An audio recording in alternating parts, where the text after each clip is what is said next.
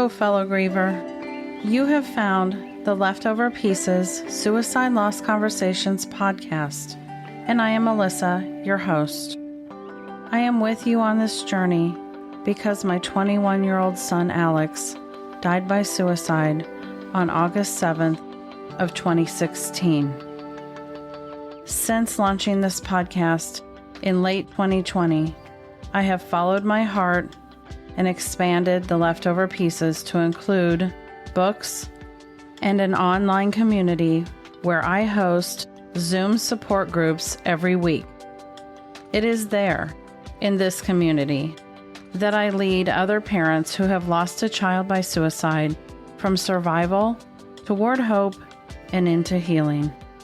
The website is also a resource hub, a connecting point for all survivors of suicide loss. You can find me, ways to connect with me, and links to everything that I'm doing in the community on my website, theleftoverpieces.com. Know that I'm always open to suggestions and feedback. And if you know someone that I should connect with to be on the podcast, please let me know that as well. So now, I invite you to join me for real conversations, candid talk on hard topics surrounding the loss of our loved ones by suicide. I talk to other loss survivors, mental health experts, advocates, and on alternate weeks, I offer shorter, solo episodes where I go down the rabbit hole to discuss things that have been on my mind or possibly parts of my journey that I feel would be beneficial to share. Every week, we explore the questions that haunt us, seek the courage to uncover the healing tools within us, and offer the comfort of a community that we all need so very much. It's true that our hearts and lives have been shattered, but come along with me, and together, let's choose to find meaning and even happiness amid the leftover pieces before us. Welcome.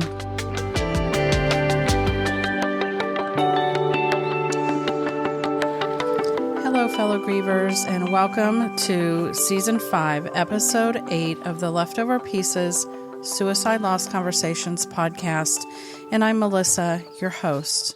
Today, I welcome a brave, amazing young woman named Bobbi Smith to the podcast. Bobbi is 22 years old and has lost both her best friend and husband to suicide.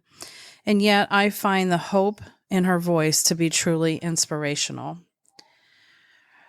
Racelyn was Bobbi's childhood best friend. Racelyn died by suicide on February 20th of 2018 at just 16 years old. While Bobbi says that she often felt the support of her family and the adults in her life, her world was completely rocked, and she even ended up completing her school online due to the bully-like insensitive behavior of the peers in her life after Racelyn died, many of which knew both of them. Bobbi met Quentin, her future husband, through Racelyn. They were online friends for years.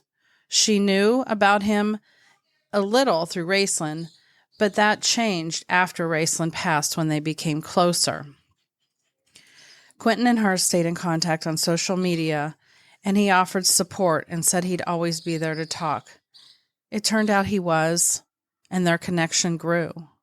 After high school in 2020, she started dating Quentin somewhat unofficially, but after a road trip to visit Bobbi in October of 2020, he asked her to be his girlfriend, and they were married just over a year later in December of 2021.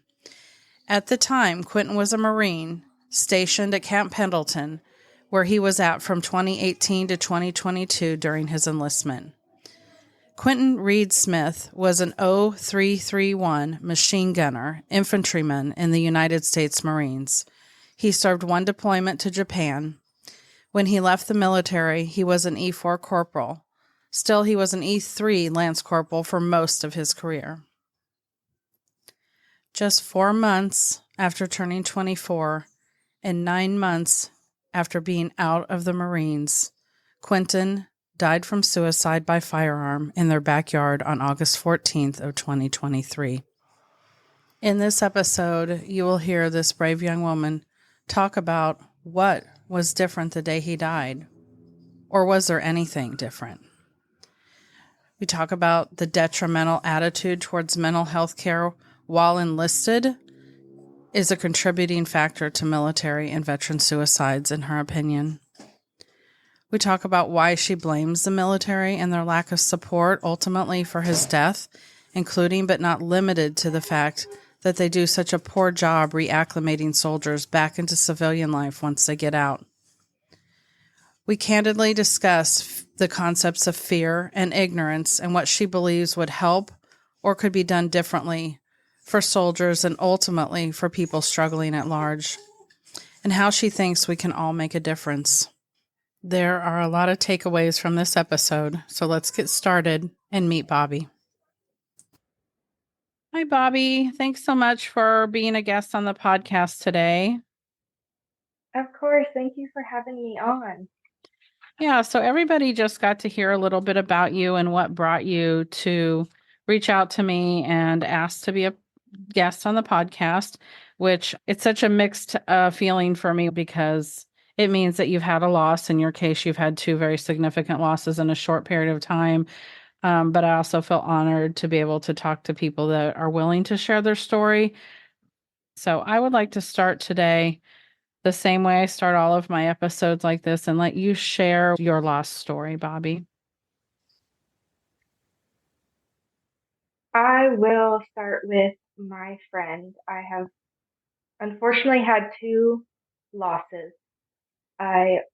My first one was Racelyn, and my story with her is we were since best friends since fifth grade, and we would talk almost every single day, even when she was moving to North Dakota, Missouri, back to Arizona.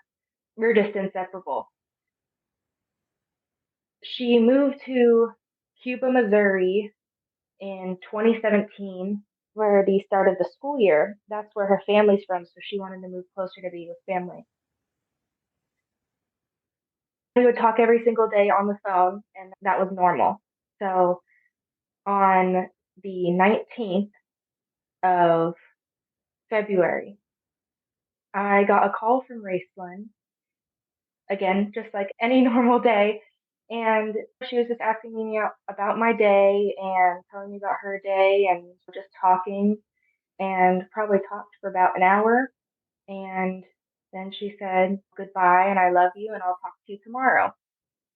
And I didn't think anything of it because, again, that was our normal phone call. So I told her I love her and I'll talk to her tomorrow. And she hung up. The next day, I didn't hear from her all day. And I was sitting on the couch watching a movie with my mom.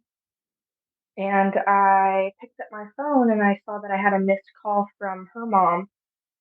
And I was like, oh, that's weird. Let me call Racelyn to see why her mom was calling me. So I called Racelyn and there was no answer. So I was like, okay, I will call her mom again. And so I called her mom and there was no answer. And then her grandma had left me a voicemail that I saw, and I read that, and it was just, Bobbi, will you please reach out to us? So her mom finally called me back, and she answered the phone, and I could tell she was very upset. And she said, Bobbi, can I talk to your mom? I said, okay. I handed the phone to my mom, and immediately she just starts crying. And I didn't even have to ask her what was wrong. I knew what was wrong. And I just break down. And my mom goes in the other room and finishes talking to her mom on the phone to figure out what happened. But I had just already knew, and that is how I found out that she died by suicide. And then it was just a whole whirlwind of events after that. Thankfully, I was able to fly to attend her funeral, which I am extremely grateful that I was able to go, since being all the way in Arizona, being 16. And that is my lost story with Racelyn. My second one is my husband, Quentin. I met Quentin through Racelyn. They were friends for years. They were online friends, and they had never, unfortunately, had the opportunity to meet in person. I knew of Quentin and I knew about Quentin. She'd talk about him all the time. They were really good friends. And when Racelyn passed away, Quentin reached out to me on social media and just reached out and say that he was sorry for my loss and that he hopes that we could keep in touch and just check in on one another. And I really appreciated that, which we did. We did for years from 2018 on. We would talk at least once a month. He just asked me how I was doing, asked me how school was, and just check in on each other, have a short conversation, and that's how it was until the summer after I graduated in, let's see, it's the summer of 2020. And he said, we should talk more. And we did. And we started dating on October 10th of 2020. And we got married a little over a year later on December 11th of 2021. He was at the time in the Marine Corps, and I moved to California, Mission Viejo, to be with him after we got married. And we lived there until he got out of the service. I believe it was November of 2022. He got out and we moved all the way back to his home state of Oklahoma. So we moved to Oklahoma City and we lived there. He started working at Herzog as a mechanical technician for their streetcars, and I started working at a daycare, and we lived there in the same house from December until August. Backtracking a little bit, he had started a new schedule. So he was working, doing extra training from midnight till 8 a.m. in the morning. So the day before, on Sunday, he had worked his old schedule, which was 3 a.m. till around, it was 8 a.m. or noon. It was around noon that morning. He came home. I went to an event at my job. It was Meet the Teacher night. Then we met at home. It was a normal Sunday. I did grocery shopping, talked to him like he was normal. He was going to take a nap because he had to get up and be at work at midnight until 8 a.m. So he took a nap on the couch, and I woke him up at 11:30, and I gave him a hug. Bye. And it was just a normal night. I was asking him, what did he want for dinner that week? And what did you want for lunch? I was going to pack his lunch the next day.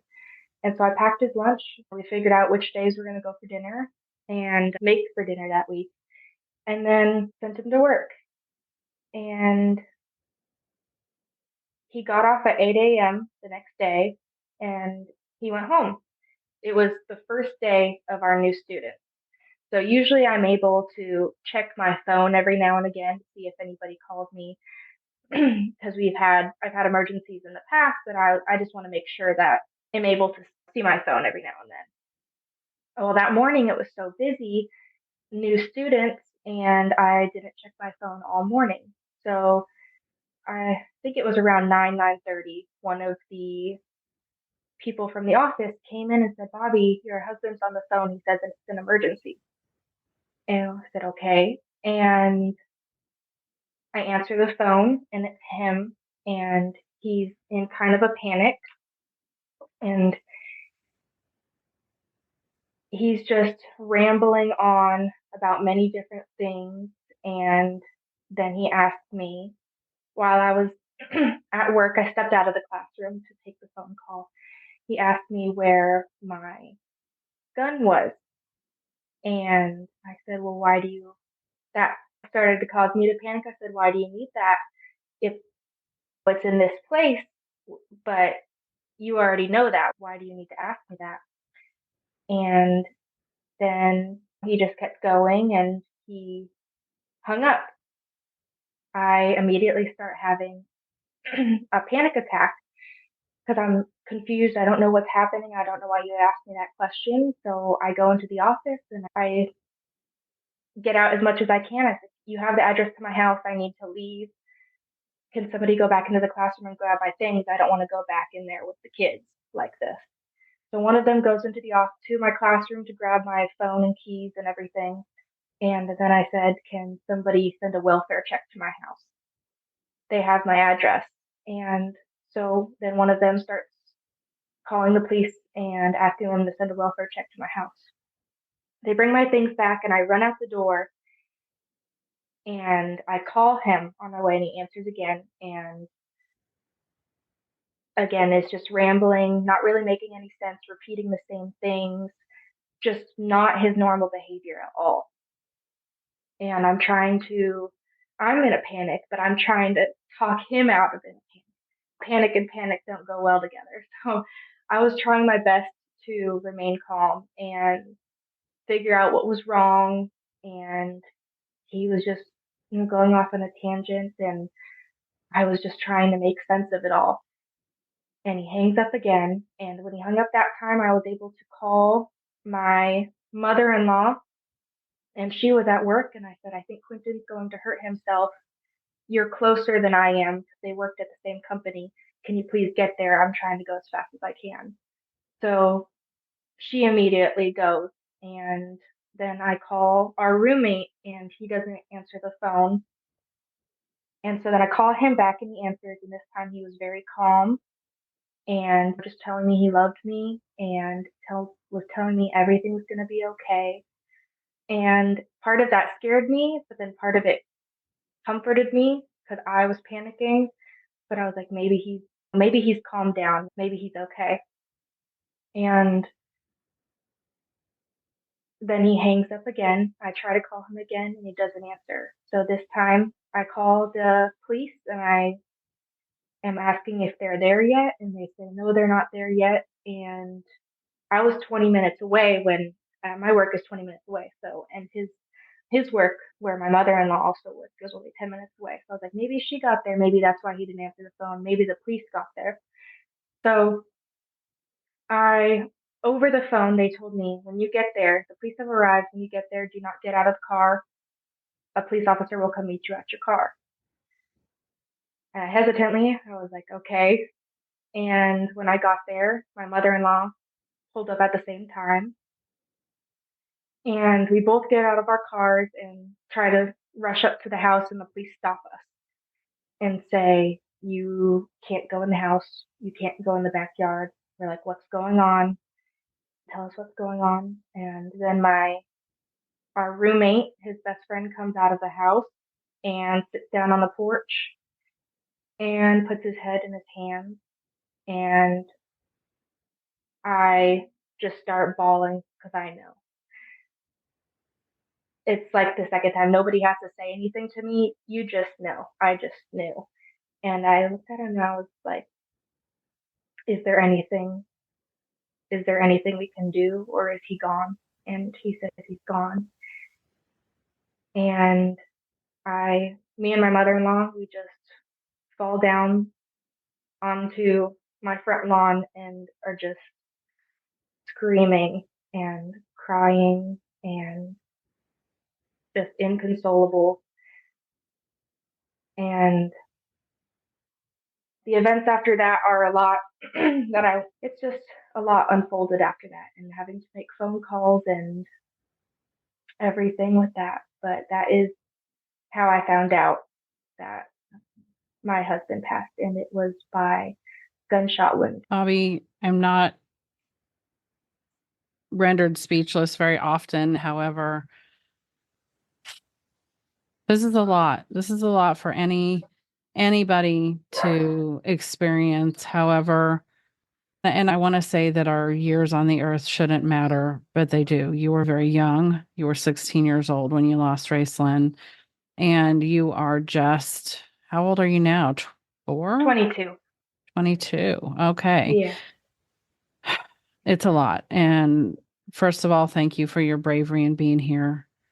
I couldn't be sorrier for both losses. This is a brave step, and I hope it's a brave step in your own healing. I think it's going to be powerful for people to listen to because I know we've had a conversation prior to this, and I think you have some really valuable things to share from your experience. I have some questions for you, and I just appreciate you being here and being willing to do this. After losing, and this is a little different because you've had 2 losses. We're not just talking about the loss of Racelyn or the loss of Quentin. We're talking about the loss of Hmm. both of them. And we will do some talking about one or the other as we go along, and probably a little bit more about Quentin since he was your husband and was more recent. And there's some more impactful things that we want to talk about with his loss, not to by any means shadow Racelyn's loss at all. So let's talk first of all about you being 16 years old and losing your best friend, someone you talk to every day, which in effect puts them at the level of almost feeling like a sibling-ish to you. Hmm. Um, Talk about how that impacted you as such a young person. And I say that because as a woman who's 55 years old and comes from a generation where suicide wasn't really an option for us growing up. Not to say it didn't happen once in a great while, but most of my generation went through school not knowing of anybody that we went to school with that died by suicide. Most of us didn't have anyone in our world that had died by suicide. It was not as common of a way to die. And if somebody did die by suicide, it was usually covered up a little bit more, even more than it would be. I mean, now it comes with the stigma, but it's not covered up as often. When I was growing up, it just wasn't in our thinking process because of all the things. A more populated world, computer and technology have a huge part of this because your generation grew up not knowing a world without a supercomputer in your hands, right? Cell phones have been a thing since you were young. And that has changed a lot with what people are exposed to, the ideas that come to their minds, the things that they see. And you are now part of a generation, unfortunately, that suicide is something that's a very real part of your world, as far as knowing, hearing of people that die by suicide, knowing that, I don't want to say knowing that it's an option, but that's true. No, feeling like it's an option to when things get hard. And so I realize this question's probably a little different for you than I would feel like it might be for somebody my age. But somehow to what you're going to answer with talking about your biggest challenge at 16 with Raceland dying, I'm hoping on the heels of that, you can maybe address the whole idea that suicide is so much more prevalent and you don't have anything to go on other than your experience like me, but you know that suicide's more prevalent Hmm. because you live in the world and you've heard the statistics over the last several decades versus the decades before. I'd like on the backside of you talking about how this affected you at 16 before you ever knew it was going to be a part of your journey with your husband. How do you think we get to a place, or can we get to a place with young people where suicide is not on the table as readily as it seems to be nowadays? I know that's really complicated, and I want you to Hmm. start by sharing about how Racelyn's loss affected you at that point. But do you feel like you can kind of tackle both of those a little bit? Yeah, I'll definitely try my best to. With starting with what I think my biggest challenge was at 16 with losing Raceland is I think it was the school. Going to high school when this happened, and I went to a pretty big populated high school, and a lot of people knew Raceland just because she had gone to school in Arizona too, so she had gone to school with a lot of them. And I think it was the stigma around it and what people had to say about it, especially teenagers, young teenagers, and talking and gossiping and guessing and spreading rumors about it. It just felt like I couldn't escape it. Already dealing with the grief and all the emotions with losing my best friend, the person I would talk to almost every single day, and then having to go to school and not have a breakdown in every class, especially with people staring and talking. And a lot of people were considerate about it. A lot of the teachers handled it really well. And there was definitely discussions that were had at school. My guidance counselor was great. It was mostly the challenge was my peers. And that caused me to not want to go to school. I missed a lot of school because of it. I mean, after losing Racelyn, and then I had no motivation to go to school. I didn't want to face people. I didn't want to hear people talking about it. I didn't want to feel the need to correct them because they didn't know her. They were just talking about what they thought happened. So I switched to online school for the rest of the semester, and that really it was really isolating. It was really isolating, and it felt like I had no option to either go to school and have to face that every day or stay at home every single day and isolate and not be around any friends and struggle with either way. It was a struggle. So I think that's definitely what my biggest challenge. Already a confusing age and a confusing time, and adding this on top of that, it was very difficult. And I think a way to take it off the table, I think, is talking about it honestly. Parents, kids, peers, school. It wasn't the first student from our high school that passed, that died by suicide. And it always felt like it was secretive, covered up, talked about negatively instead of really getting under the why or supporting each other. It was just really a lot of tension and, yeah, just that secretiveness, cover it up type of feelings behind it. And instead of being openly talked about. And so I think, yeah, just covering that topic from school, at home, with your friends, even just saying, I'm always here for you, especially people who have lost friends by suicide. Just having an open discussion always about it, always having that topic on the table. If you want to talk about this, if you don't want to talk about it now, we can talk about it later. Just always having that on the table to discuss. I think that's so important that you bring up, and I want to go back. We'll go back to how Quentin's loss affected you in the shadow of already having a loss like this, because I know there's Mhm. the independent piece of it, but there's also the crossover piece that you had already dealt with suicide loss. So, but I want to talk real briefly about what you said about how the peers were what made it so difficult, because I have a small window into that with what some things that my youngest son, who at the time Alex died, was 18. He had just graduated high school. So he didn't go back to the actual classroom scene at high school, right? Where everybody knew him and Alex. But he did still have all of the same friends. He still has a lot of them to this day. Like, he's one of those people that still is tight knit with both girls and guys that he went to high school with, and see a lot of them daily still, which at 26, that's a lot of years later. So these were people that he had grown up all the way through childhood with. So even though it was summer after high school, that was who he was spending his time with, was those people. And he came to me one time and said and he was in tears, and we were talking, and it was after he had started college, but he was only 10 minutes away. So even though he was required to live there, he was home a lot because we had just lost Alex. So I wasn't even sure he was going to be able to go. He chose to go. But one of the things he said to me is, because he was seeing his normal friends, the friends that knew him and Alex, many of them had knew Alex as a friend, not just Alex and Parker were only 2 years apart. So I think it's important to paint that picture because it's the same kind of picture you had with these people knew you and they knew Racelyn.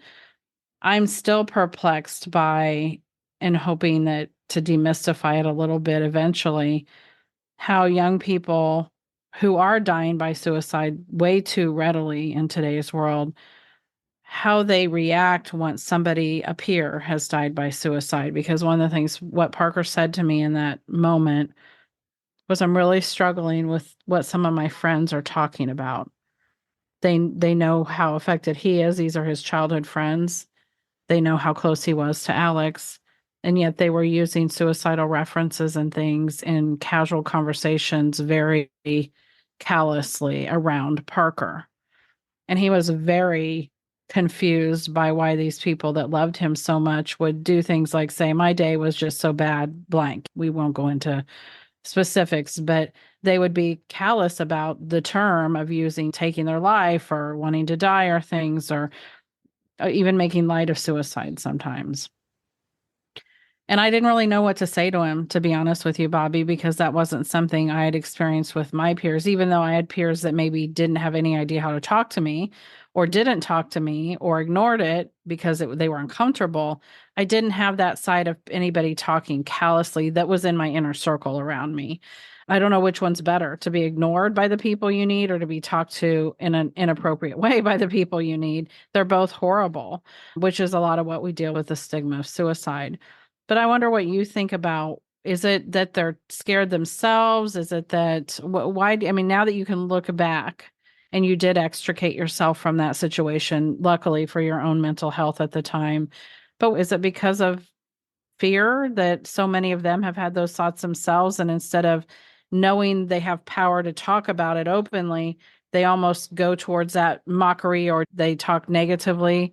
I mean, do you have any thoughts on that, on why your generation seems to be dying in unprecedented numbers, but yet you're seeing what you saw and Parker saw what he saw in the response? Yeah. I know we're going deep down a Yeah. rabbit hole here, but it's so relevant Yeah. for, Yeah, 100%. I can only guess. I can only assume what was going on and like why. Because how you said with making light, had your son had some friends that were making light of the situation or joking. I had the same things happen. People making jokes about it, not taking it seriously, or saying she just wanted attention. I would say that was the biggest one I heard. Even sitting at the same lunch table with girls that I went all through school with, Racelyn went through school with, some I would not expect these things from, and here they are joking about it and then saying she just did it for attention. She just wanted attention. I think that comes from a place of maybe fear, but also not understanding. Maybe they don't have these thoughts, they don't understand it, they don't understand how somebody could get there. And so when all their friends are discussing it and they chime in, they really don't understand any level of it. They had never experienced it themselves or any mental health issues. And so it's just kind of pulling something out there. I don't think any of them were malicious or it was them trying to be rude, but I just don't think they had put a lot of thought behind it, unfortunately. It was just thrown out there and it was really hard to hear. And I'm glad I walked away from not only that lunch table where they were talking about it and they know how close I was with her, but from that environment, the school and switching to online, because I couldn't deal and cope with hearing that every single day. well, thanks for addressing that, but it validates what I've suspected for a while, which is fear obviously plays a role because it is. This kind of loss creates fear, but also ignorance, sheer actual ignorance of understanding. And going back to what I said about my generation not seeing it as a possibility, we also were a generation and the ones before us as well, but we also were still that kind of one of the last generations that had that really thought process pushed into us that suicide was selfish. People that die by suicide are engaging in a selfish act and don't care or think about any of their loved ones. We know that to be the farthest thing from the truth at this point. However, you still have a lot of that rhetoric that comes down, especially because I'm the parent of children that aren't much different. Well, my youngest son's 26. So I'm your parents' age generation. And so your generation has heard my generation say those things their whole life. So I hope that we're not more than a generation or two from starting to turn this dialogue around and having your generation raising children with entirely different, healthier conversations that are going to happen, not just about mental health and suicide loss, obviously, about a lot of important things. But it's like that old dialogue, because I know I was somebody who thought that too, because it's how I was raised. It's what I was told. My husband said he heard his dad say it more than once in his life. And the minute you lose a child by suicide, you understand that it's not that cut and dry. It's not that cut and dry. Mental health isn't that cut and dry.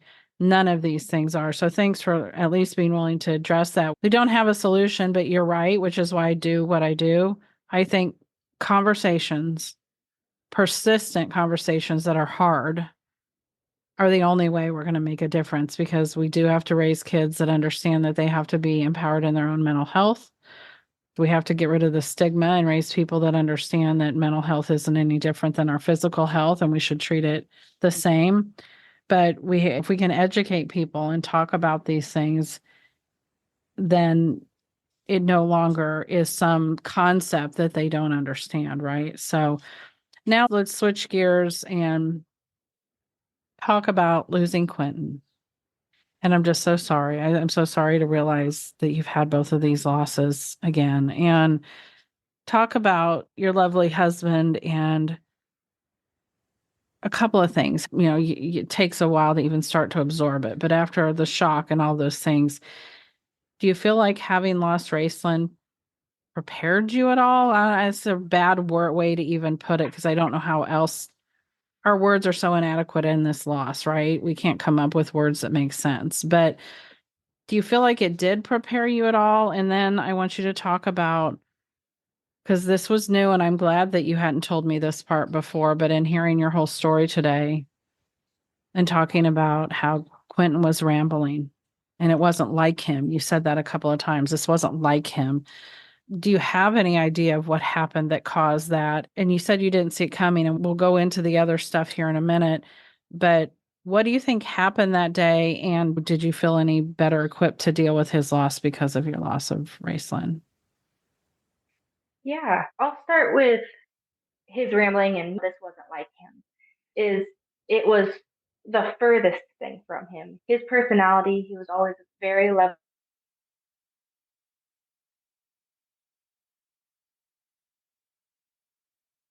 looking for a why when you're looking for advice, when you're looking for a reason, somebody to comfort you, somebody to talk to, somebody to make you laugh. He was the point person. He was the person you would go to. So it's the person that you find most level headed, the person that you find you go to for things. And when that switch flips, it's just a little jarring of what is going on. So when he called me and he was upset, I didn't know how to handle that situation. I did as best as I could, but I think it was a mixture of many things that I think got him to that point. His switching his work schedule, I think he was extremely sleep deprived. He had just worked from 3 a.m. till I think he got off early that day, so it was around 9. He didn't sleep all day, and I was like, "Are you going to sleep? You should take a nap because you have to get up at midnight and work till 8 a.m. I don't want you to be tired." And he didn't sleep all day, and he seemed normal again. What I've already talked about, planning what we were going to eat that week. What do you want for lunch the next day? And he finally got so exhausted, he fell asleep for only probably 45 minutes to an hour around 10:30. And then I stayed up and I woke him up at 11:30 so he could go to work, which is only 10 minutes down down the street from our house, and I could just tell how exhausted he was. And he went to work from midnight till 8 a.m. And I don't know what happened within that time frame. I don't know if something happened at work. I would Yeah, guess nobody has filled in the details for you because you yeah, still don't know. Okay. yeah. So my mother-in-law worked with him, his mom, and she saw him that morning when he left from work, and said he was fine and nothing seemed weird. And so there is a lot of spaces that it's just speculation. So I don't know what happened within that time frame, but at some point, I think something triggered him, is what I assume, and he spiraled, and that's when he called me. Is when I looked at my phone after they gave it to me, I had like an hour of he was trying to call me. And when we got his phone back from the detectives, and I went through his call log to try to get inside his mind what was going on. How did we go from the night before to now? Try to put those pieces together. And he wasn't just trying to call me. He was trying to call me. He was trying to call his friends from the military. He was trying to call his parents. He was trying to like call many different people. And I think maybe he was trying to, again, trying to put the pieces together, is maybe he was trying to find somebody to talk to, or I don't know if he was saying goodbyes or having somebody talk him out of it, but that's really all I've got to work on with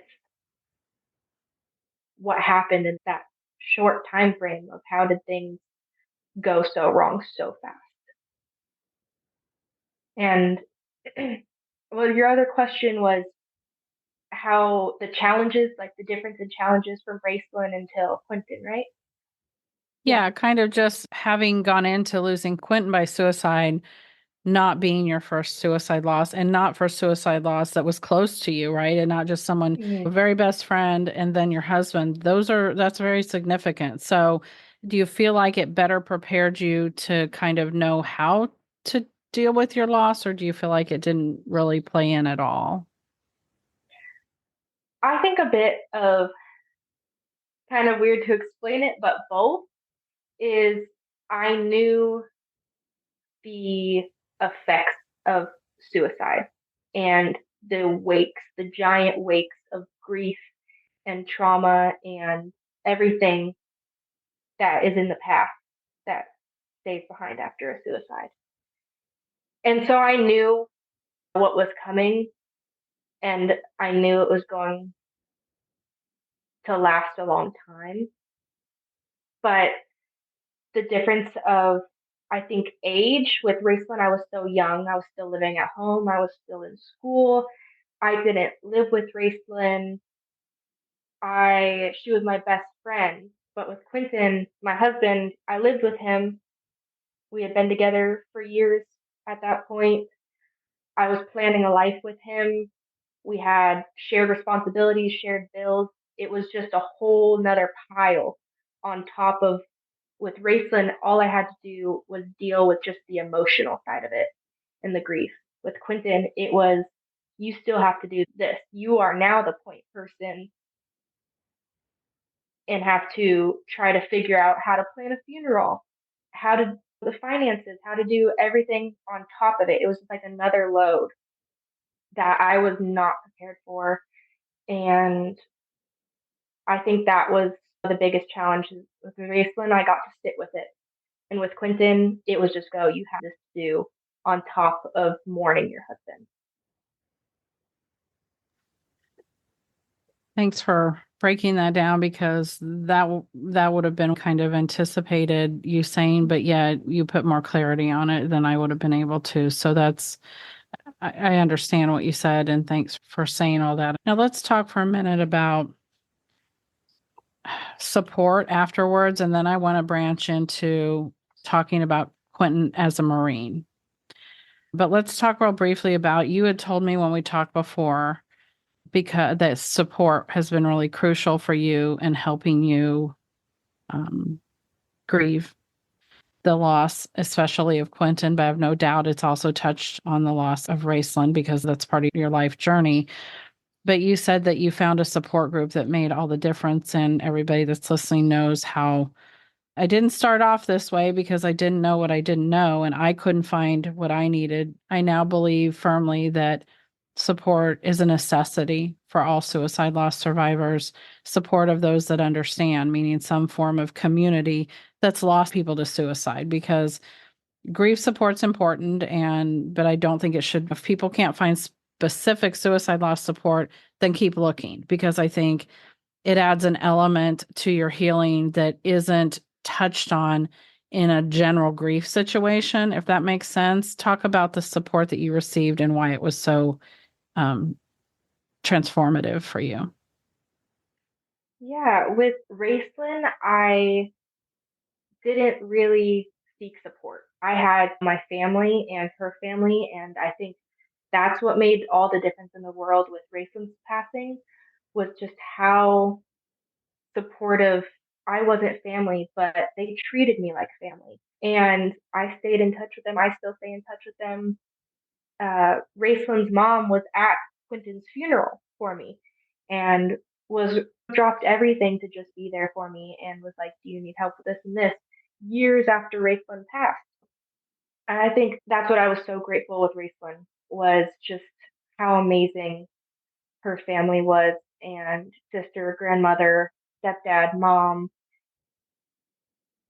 It was that made all the difference in the world. And with Quentin, again, I feel very lucky and grateful to have all the support that came with that. Is my family, Quentin's family, was just grieving. They were grieving their son, brother, cousin, nephew, grandson, and they were all just there for me. And they did so much for me after that. And I still, even with all of that, I still was like, I need extra support. I need to give myself, I was going to do what I wish I did after race and what I wish Quentin did after Racelyn. And so I seeked out a support group, and I found such an amazing support group that was very helpful. So for a couple months while I was still living in Oklahoma, I went to this support group, and the kindest person ever ran it. Her name is Darlene, and I believe she still runs it. I'm in Arizona now, but while I was in Oklahoma, and just going and sharing my story, and it's a group nobody wants to be a part of, but I was very, again, grateful to have found this group of people. And she had also lost her husband. So just finding people who understand and a non-judgmental environment was very helpful. And I had also sought out therapy, and my therapist was amazing. And I think those two things, among books and other things, were a great foundation for me to help me get back on my feet. But I would say that all of that combined was the support that I needed at that time. Yeah, thanks for being willing to talk to that, because I think so many people that many people would consider the peripheral people, like in your case, I'll say a friend, right? For Raceland. I wouldn't say a wife is considered a peripheral person, but lots of times friends feel very outside the primary people that lost somebody's loss, when their loss may be as important as anybody's, but they feel like they're somehow on the outside. Therefore, they feel like they can't even seek support, right? Because, well, it's not my sister, or it's not my child, or fill in the blank, right? I'm just, air quotes, a friend. And that's so unfair, right? That's so Mm-hmm. unfair. But it's the reason a lot of people don't necessarily get the support they need, because they feel like they can't ask for it, or they're not the right relationship to the person to ask for it. And with Quentin being your spouse and having lost somebody before, you knew enough that you knew you were going to need support to get through this. So I commend you for finding that support. But I'm also so glad you found the supportive community that you did, especially in that support group. But it sounds like you have amazing family and they continued to be amazing. So I'm really glad, but you highlight the fact that support in different areas, a therapist, support groups, family, it all works together to help buoy you up and support you during the time. Let's talk really quickly about, before we go into Quentin being a Marine, because this will segue into that, I believe, but you and I talked briefly about post-loss support not being what it should be. And a lot of times for many of us, and I'm putting myself in that same place as you are, that horrible way that things are handled that set the stage for the worst trauma of our life are sometimes from the very moment we're contacted by police or authorities. And you said you had your situation with Quentin and how the police and the detectives, I'm just going to say my words, are dehumanized you and your family and Quentin's family during the process, did nothing but add trauma layers to your already traumatic situation. Can you speak to that a little bit? Because I don't think the situation is very uncommon. I think it's fairly common, but it has to change. And this is how we change these things. We draw attention to them. Yes, I, it did add, again, more layers of trauma on top of the most traumatic situation, the most traumatic day of my life. And with how the police and the detectives handled it, this is something very important that I have wanted to talk about is, again, yeah, how they handled it was really impactful in a negative way. With finding out when we get there, my mother in law, me, and his best friend, our roommate, got the brunt of, again, it felt like they dehumanized the whole situation. There was no emotion, there was no consoling, and there was a lot of snide remarks and unfortunate comments made. And my mother in law hadn't known at the time, just finding out how he had passed, which I knew, but again, just finding out, you're not really talking about that. She asked the police officer to go look at him and see if there was anything that they could do. Obviously, she's upset saying this, and he comes back and he says, "I'm no medical professional, ma'am, but there is no way we can save him." And that just makes her more upset. Then they pull us all separately into cop cars. I had already started calling people, and that was just, one of my trauma responses. I was just like, I need to get, his dad, his sister, everybody here, because his sister had also lived with us, but she wasn't there. I need to get everybody here for his mom, for me, for his friend. And so I was just calling people and calling people. And his sister had just gotten there, and then they wouldn't even let us hug her. They wouldn't let us hug my sister in law, and they pulled us all into separate cop cars. His best friend was in there for, I think he said, about 2 hours. 2 hours. My mother in law I don't know how long she was in a cop car, and then I was pulled in a cop car, and I felt like I was going to pass out. It was really hot. It's in the middle of summer in Oklahoma, and it was just so hot in there. I felt like I was going to pass out. I was going to throw up. And the cops, they kind of just locked me in there and then walked away. And we were like, wait till the detectives get here. I couldn't wait outside. I had to wait in the cop car. And then they go into my house, and I see my dog run out of the house and starts running down the street. And we're in a pretty busy area, so I don't want my dog to get hurt. And so I'm banging on the window, like, let me out. They're just ignoring me. Let me out. I need to go get my dog. They finally let me out of the car, and I have to go down the street. Thankfully, my neighbors also helped grab my dog. And then I walked back and they were just very rude. And then when the detectives got there, I again I can't really speak on my mother-in-law's story just because everything's a blur, or his best friend's stories, because I know they only told me a couple of things, but I don't know how they were really treated. But then the detectives pulled me in the detective's car and talked to me, and I was still wearing my work clothes and my work logo. And he said,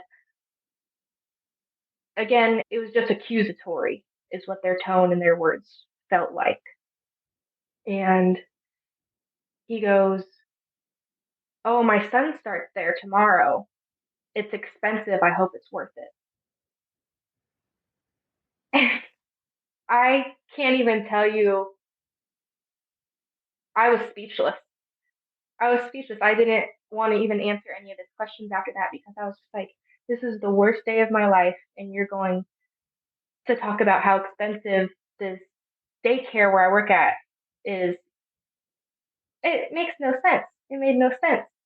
And my mother in law had told me that I don't remember if it was my mother in law, with all this, your brain doesn't hold on to a lot of things. But they said, "Shitty day, huh?" to my mother in law.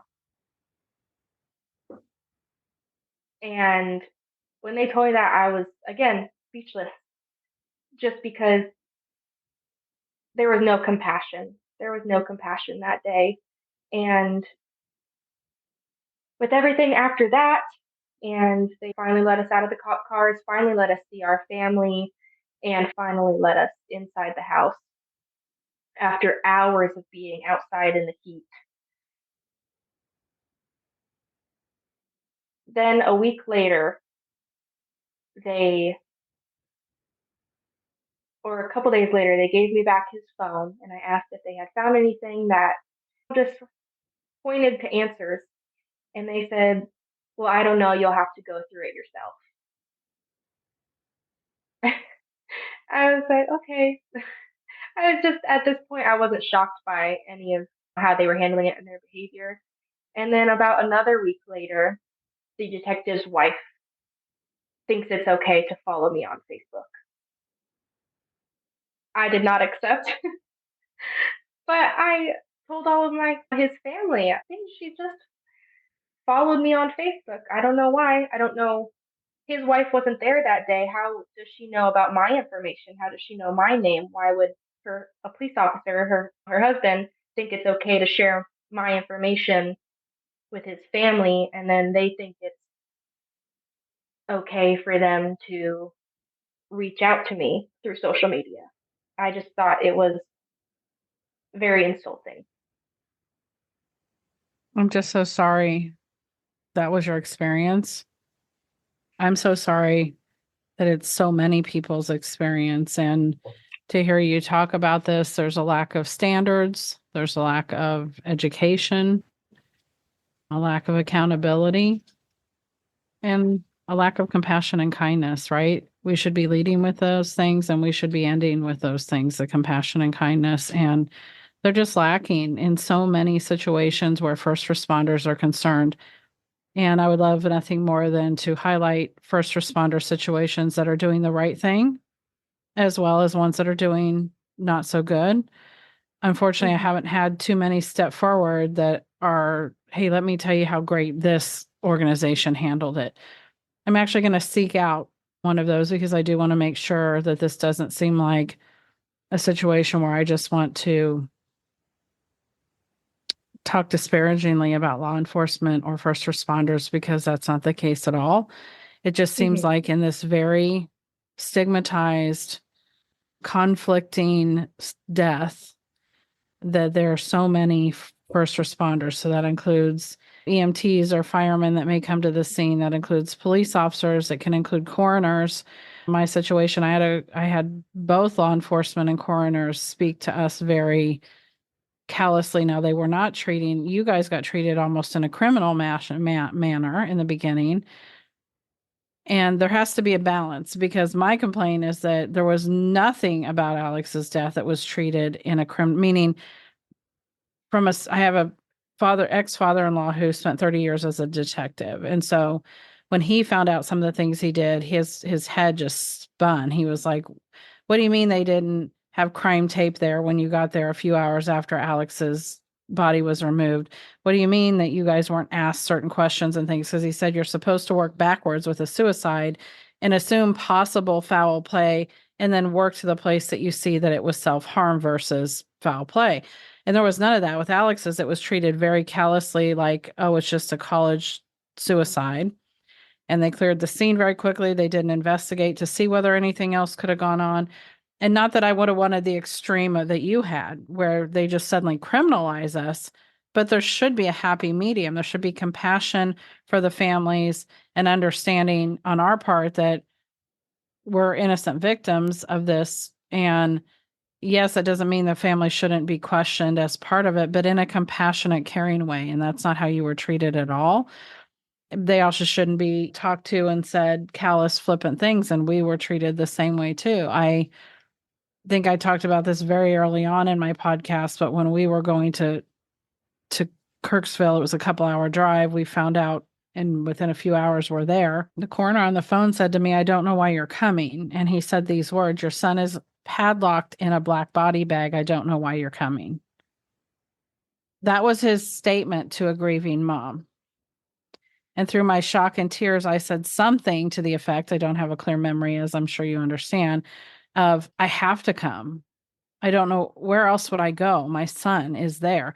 One of it's disbelief. One of it's me still thinking if we get there, we're going to find out this isn't true. And yes, as parents, you want to see them. You want to be sure it's really them, all these things. But that wasn't even at front of my mind. It was, where else would I go? My child is there. And then I remember defaulting to, I have to get his dog and his things at the very least. But for me to be met with, I don't know why you're coming, lady. Your child is locked in a bag, is about as callous as you can get. So me hearing you hearing me, we fully understand being treated like we're in the way, like we weren't human, like this wasn't the worst day of our life, just like a piece of paperwork, just like we were in the way. And that's got to change. And so, yes, I'd love nothing more than to highlight some agencies that are doing it right, because I know some are. It's not the common story. The common story is people that are handled by some sort of first responder.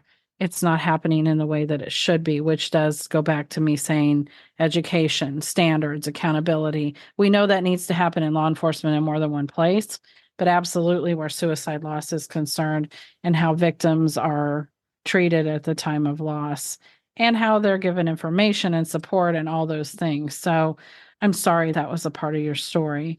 And now we're going to segue into the other difficult part, which is Quentin as a Marine. He was 9 months out of the Marine Corps, working at Herzog, where he had started before he was out, correct?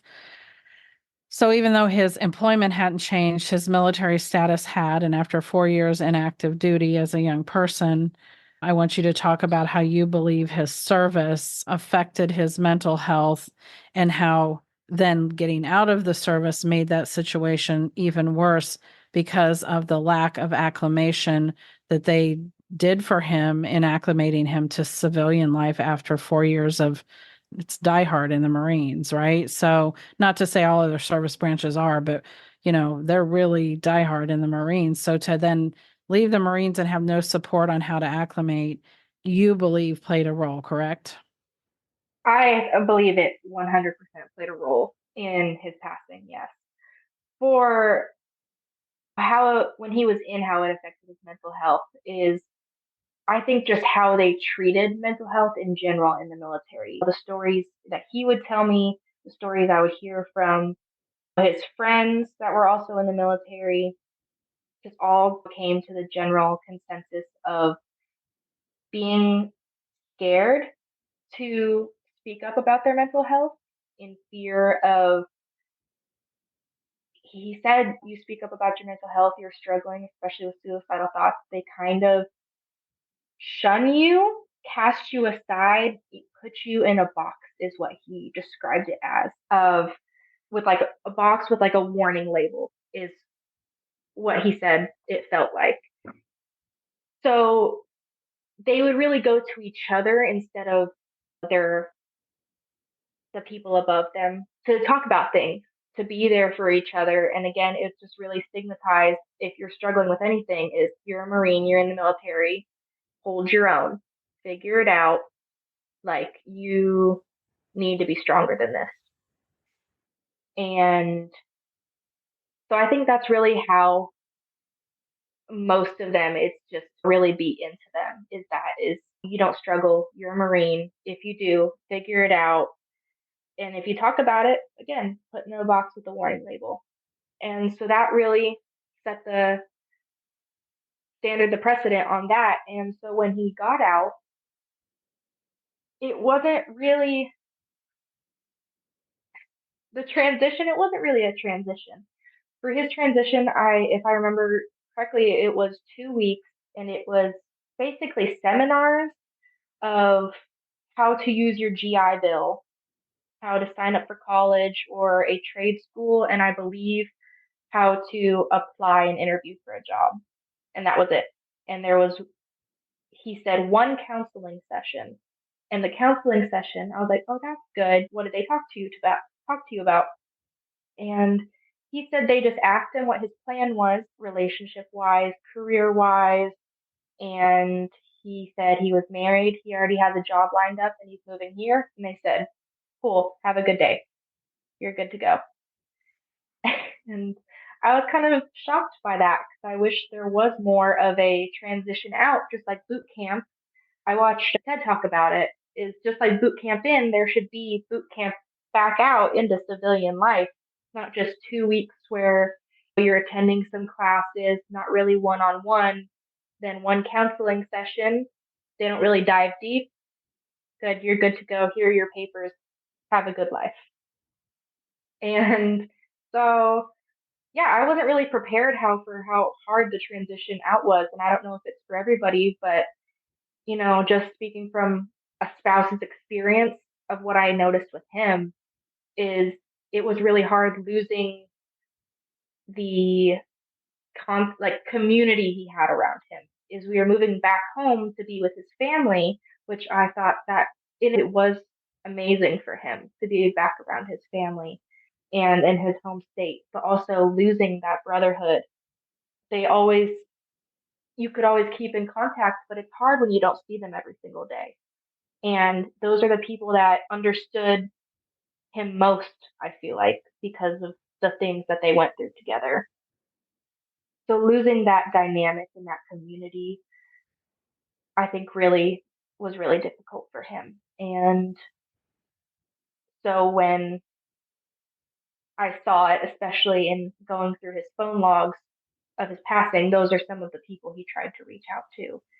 And yeah, just all of that combined was really, I believe it was really hard for him. What I hear you saying paints a picture of a young man who was conflicted and imploding inside and had nowhere to turn partially because of I'm going to call it this because I can.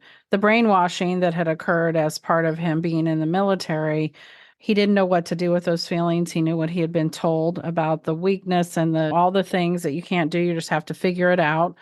And so instead of knowing how to reach out in a moment of crisis when he couldn't reach somebody, when let's assume, hate that word, but let's guess that he was struggling prior to the day that he came unwound. Yeah, undoubtedly on some level he was, but didn't have the ability to reach out. And then by the time he was in that crisis mode and his brain had started to break in that moment, where that decision suddenly seemed logical versus what it should seem like, which is illogical and a solution, right? So, or a permanent solution to a temporary problem. He didn't have the tools because of the training and the talk in his mind. The narrative that he had been given in the military took over, and it does for many soldiers. And so by the time he was literally imploding and his demons were taking over, it was too late. And like you said, it's so interesting that they have this whole process to acclimate you into the military.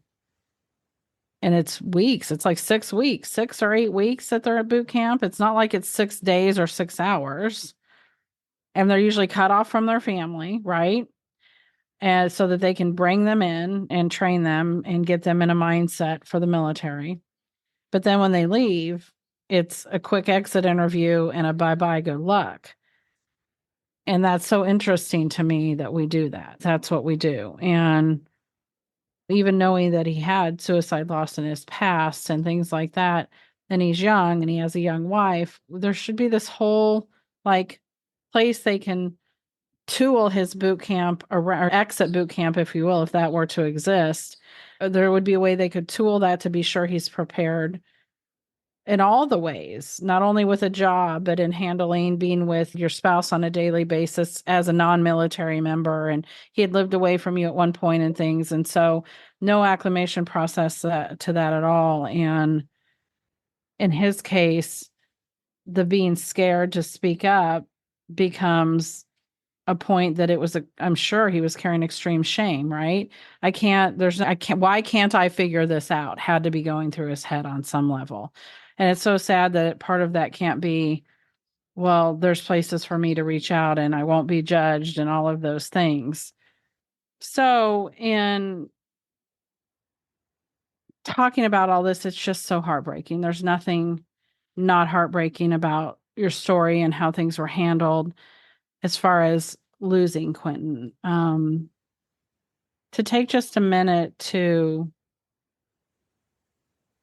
think about the hopeful side of things and the positive side of things, the first thing I want you to do is share one of your favorite memories or something favorite of yours about Quentin to bring to the forefront the wonderful person and friend and husband that he was and son and all those things. Big question, because there's so many wonderful memories with Quentin. I think my favorite that I think about when I need to laugh or just just to brighten, you think about all the negative things surrounding their passing, especially when they pass in this way. But something that always makes me laugh, and I've told the story to every single person that I have met, and I've repeated it to his family countless amount of times, is when we lived in California and he was not a fan of the beach, but my sister was staying with us and she loves the beach. So I dragged him out of the house, and me, my sister, and my husband Quentin went to Thousand Steps Beach.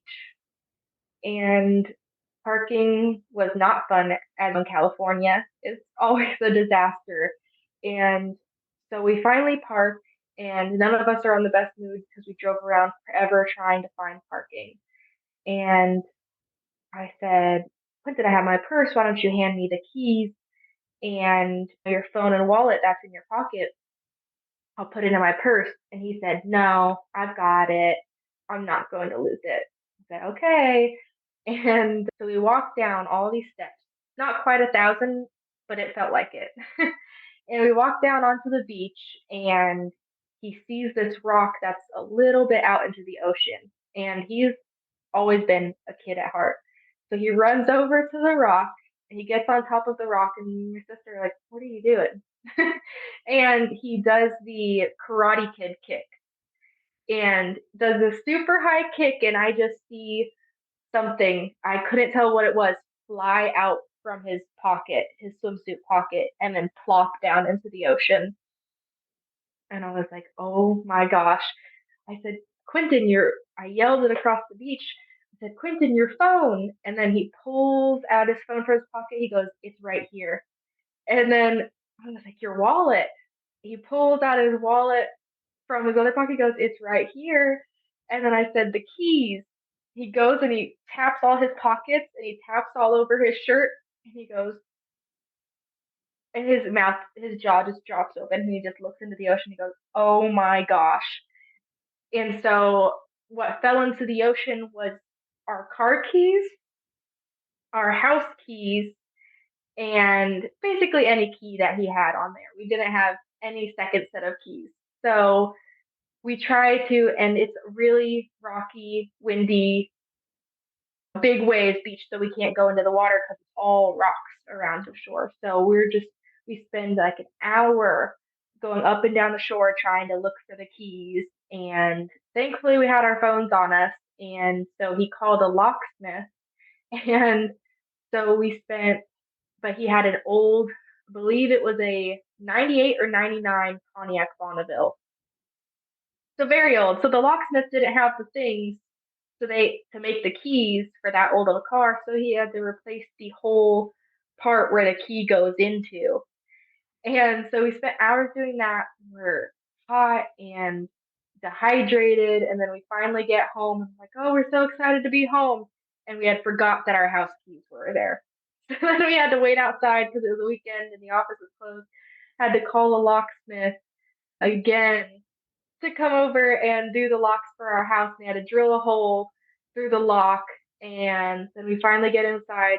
We invited our friends who lived in the same apartment complex over, and we just had everybody over for food and drinks and everything to unwind from that day. And then he ended up having a really good night. So, yeah. Now, and I bet he learned that he needed to give you the keys next time, right? To put them in. Oh, yes. Yes. He never said that he'd hold on to them again. Share with everybody listening, what was your big why with regard to wanting to come on and talk about this and do the podcast? I think my why is many things.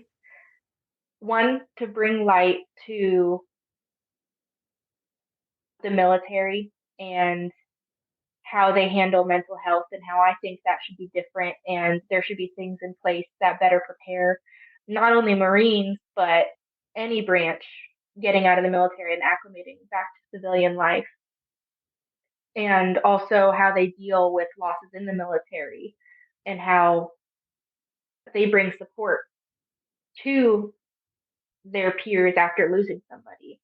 And then also with at least my experience of just like humanizing that experience around the family and their loss and what they're going through, and not adding trauma on top of that from the police and the detectives.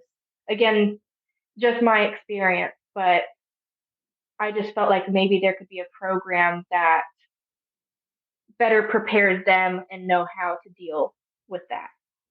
And also just to share his story and Racelyn's story. And I never want to stop saying their names. I think that's one of the main things, is especially as time goes on and the loss, their passing day gets further and further back. It's we're not moving on, we're moving forward, and I still want to say their names.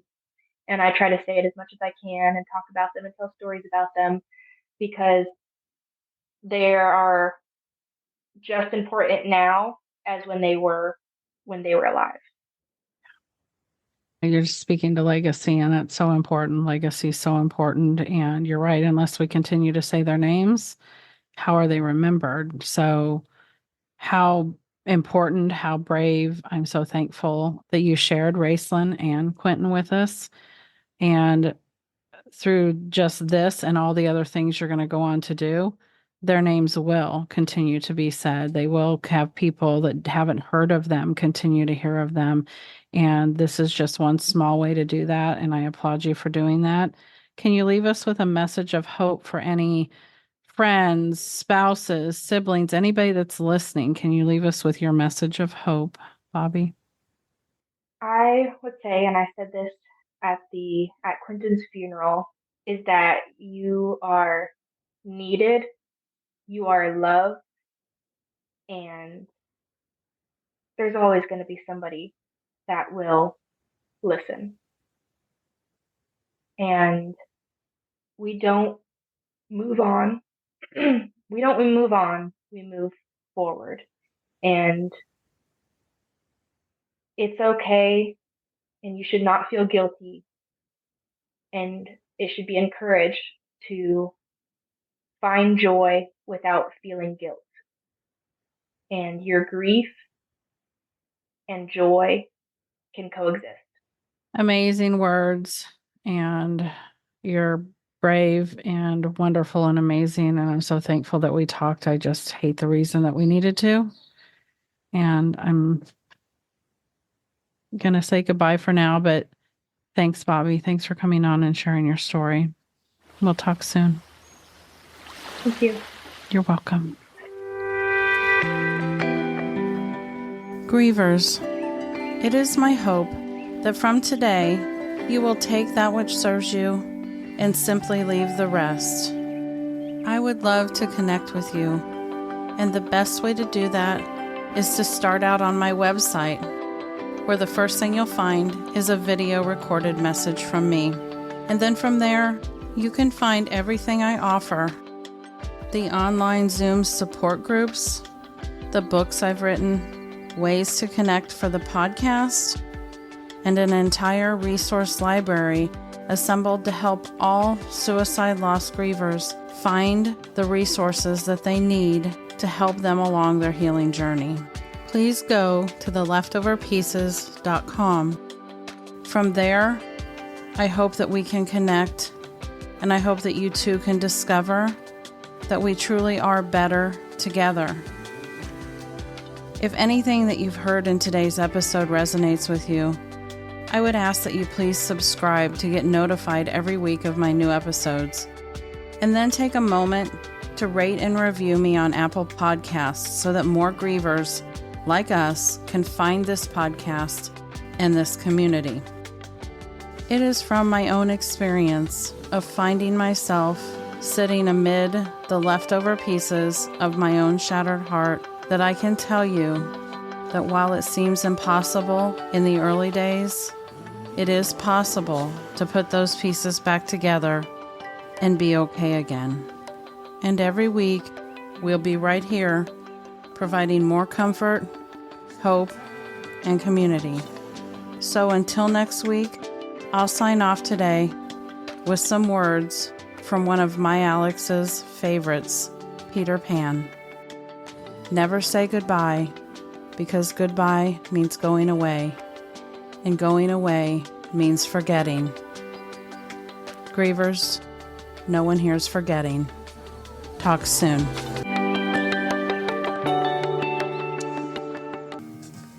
Are you a mom like me who has lost a child by suicide, and you want to ensure that who they are and the amazing life they lived are remembered?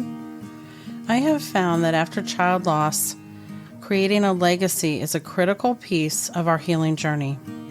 Let me tell you about the Because They Lived Mom's Legacy Compilation Group Writing Project.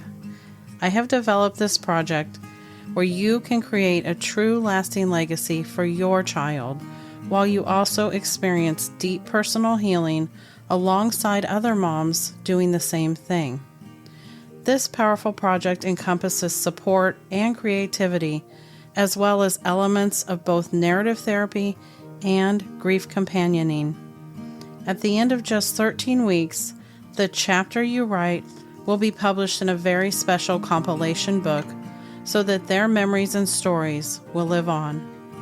I promise you will receive all of the guidance, support, and help that you need, so you do not need to be a writer in order to author your child's story. Go to www.theleftoverpieces.com and click the Get Support tab to find out more, and then maybe take a look at the volumes that are already published. Then remember to click the button and schedule a call with me today.